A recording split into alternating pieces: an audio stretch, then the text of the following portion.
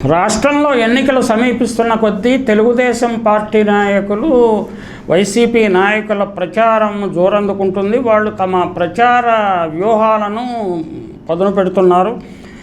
ఇక ఎవరికి ఎందుకు ఓటు వేయాలి, జగన్మోహన్ రెడ్డికి ఎందుకు ఓటు వేయాలి అన్న అంశం మీద వైసీపీ చాలా ఫోకస్డ్గా ప్రచారాన్ని ప్రారంభించింది. ఇది ఆ పార్టీకి మంచి చేసే అవకాశం ఉంది.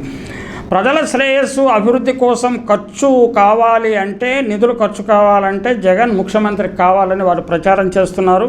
కొంతమంది జేబుల్లో సింగపూర్ బ్యాంకుల్లోకి వెళ్ళాలంటే చంద్రబాబు తాత అధికారంలోకి రావాలి, దెన్ రాష్ట్రం అంధకారంలోకి వెళ్తుందని కూడా యువతరానికి ఫోకస్ చేస్తూ చెప్తున్నారు. ఒక్కటి మాత్రం నిజం, చంద్రబాబు నాయుడికి ప్రోగ్రెసివ్ ఆలోచనలు లేదు, ఆయనకి ప్రోగ్రెసివ్ థాట్ ప్రాసెస్ లేదు. అన్ని పాత చింతకాయ పచ్చడి ఆలోచనలే అనే అంశాన్ని కూడా ముందుకు తీసుకొస్తున్నారు.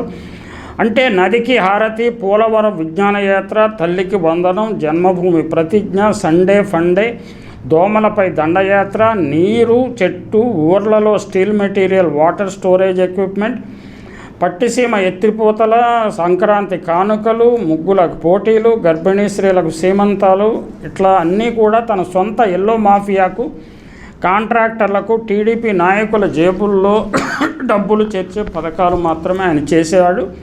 మళ్ళీ అధికారులకు సదే చేస్తాడు. దీర్ఘకాలిక ప్రయోజనం ఉండే ఒక్క ఆలోచన కూడా చేసే శక్తియుక్తులు ఆయనకు లేవు. ఇప్పుడు ఇస్తా అంటున్న హామీలు కూడా కాంగ్రెస్ వాళ్లను కాపీ అండ్ పేస్ట్గానే కర్ణాటక, తెలంగాణ లాంటి ధనిక రాష్ట్రాల్లో వాటిని అమలు చేయలేక ఇబ్బంది పడుతున్నాయి. ఇతను 2014లో లాగా రైతు రుణమాఫీ అండ్ డ్వాక్రా రుణమాఫీ చేసేస్తా అని చెప్పి గెలిచిన తర్వాత చేయలేదు. 2024లో కూడా అదే చేస్తాడు. ఇప్పుడు లబోదిబోమని బాధపడి 2029లో మరలా 23 సీట్లు ఇచ్చేద్దాం అనుకుంటే 5 ఏండ్ల మన విలువైన కాలం వృధా పోతుంది అని వైసీపీ నాయకులు ప్రజల దృష్టికి తీసుకొస్తున్నారు.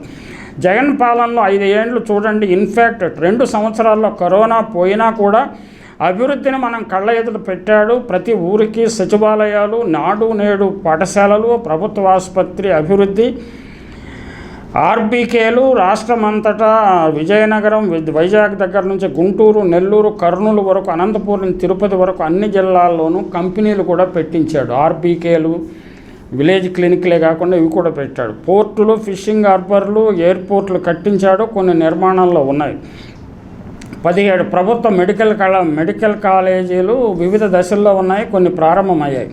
కేంద్రం నుంచి రావాల్సిన నిధుల విషయంలో వివక్ష ఉన్నా వేరే కొన్ని రాష్ట్రాలతో పోలిస్తే సామరస్యంగా ఉంటే నిధులు తీసుకొస్తున్నాడు. అనవసరపు ఘర్షణ పెట్టుకోకుండా ఉండటంలోనే జగన్మోహన్ రెడ్డి యొక్క రాజనీతిజ్ఞత అర్థమవుతుంది.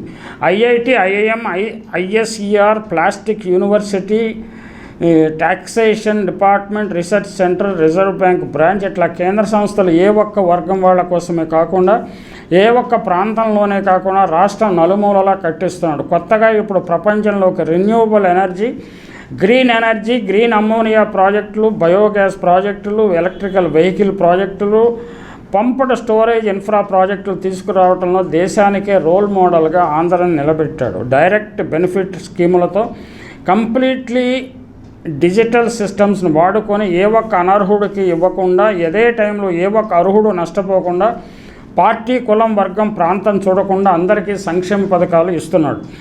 అందరికీ సచివాలయం జాబులు, ₹1 ఖర్చు, అవినీతికి అవకాశం లేకుండా పూర్తి పారదర్శకంగా ఇచ్చాడు. రిక్రూట్మెంట్లో అవినీతి జరిగిందని ఏ ఒక్క ఆరోపణ రాలేదు. ఇల్లు లేని వాళ్ళ కోసం కొత్తగా 30 లక్షల కొత్త ఇళ్లతో అక్క చెల్లెమ్మల పేరు మీద స్థలం, ఇల్లు పూర్తిగా ఇచ్చాడు. అక్కడ కూడా పార్టీలు చూడలేదు. అది ప్రజలందరూ గమనిస్తున్నారు. ఇవన్నీ పూర్తి స్థాయిలో ఒక 15 సంవత్సరాలు నిరాటంకంగా జగనన్న హయాంలో జరిగితే పేదరికం తగ్గిపోతుంది, రాష్ట్రం నలుమూలలా అభివృద్ధి చెందుతుంది.